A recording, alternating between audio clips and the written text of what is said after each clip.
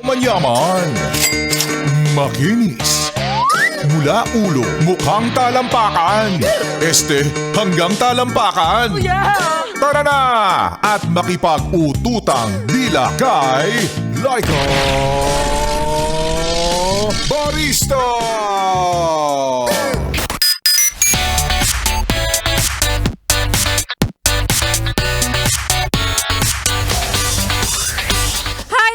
Kaway para sa iyo, yes friend, at sa mga yes friend po natin bilang Way Back Wednesday ngayon, pag-usapan natin o magbalik tanaw tayo para sa mga batang 90s na tulad ko. Palakpakan naman ang mga batang 90s na nakikinig. Uy!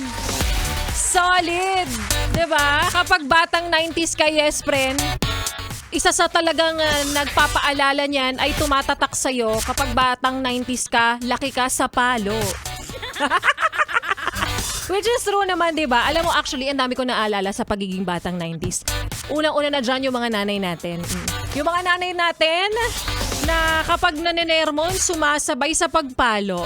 Di ba? Yung tipong kapag namamalo siya, o ikaw bata ka, sabi ko sa'yo, di ba, wag kang lalabas.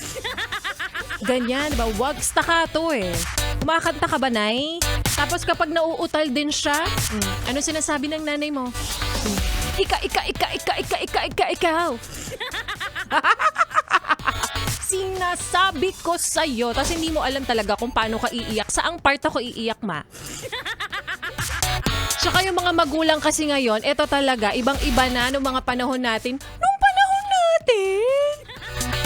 Tayo mga batang 90s actually, di ba? Yung mga nanay ngayon, yung mga magulang ngayon, hindi na sila mahilig magparusa ng anak. Tulad niyan, may naalala lang ako, may pinuntahan akong birthday party. Yung isang nanay doon, sakto lang talaga siya habang nasa malayo yung anak niya. Hindi niya pinapagalitan. Ganito lang, Lucio, no.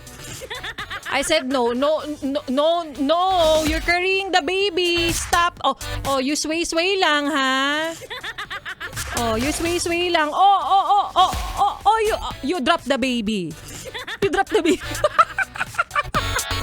Oh, you say sorry to the mommy. Ganun lang. Diba? Kakaloka. Ay, nako. Oh, don't pick up the baby. Don't pick up the baby, it's dirty. Charot. Biglang gano'n. Sabi ko nga, alam mo itong mga nanay natin, hindi siya pwedeng maging hostage negotiator. Bakit ka mo? Paano niya sasabihin yan? Mang Jonel, no? Mang Jonel, no? As I said no. Oh my God. Drop the knife. No. Oh no, Mang Jonel. No, you killed the lady. You killed the lady. Ay! You say sorry to the police. You say sorry to the police. Anyways, para sa mga yes pa na nating patuloy na talaga nga namang naghahanap na ng kanilang mga pang throwback because today is Way Back Wednesday.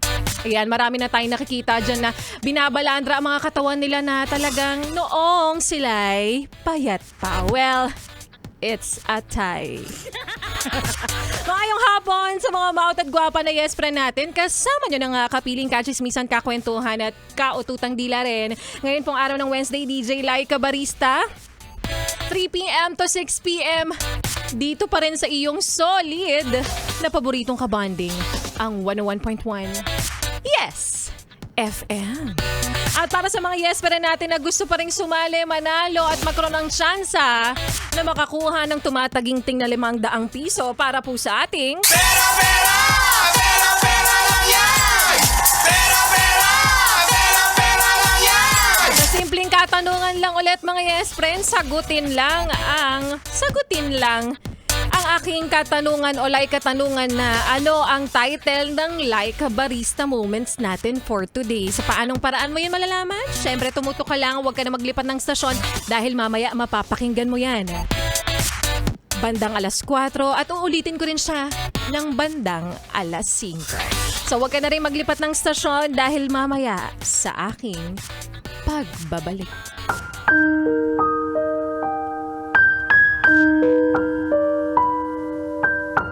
Minsan mo na rin bang sinabi sa sarili mo na ganito yung klase ng taong gusto mong makasama. Pero ang hindi mo alam, kapag tinamaan ka, wala ka nang magagawa.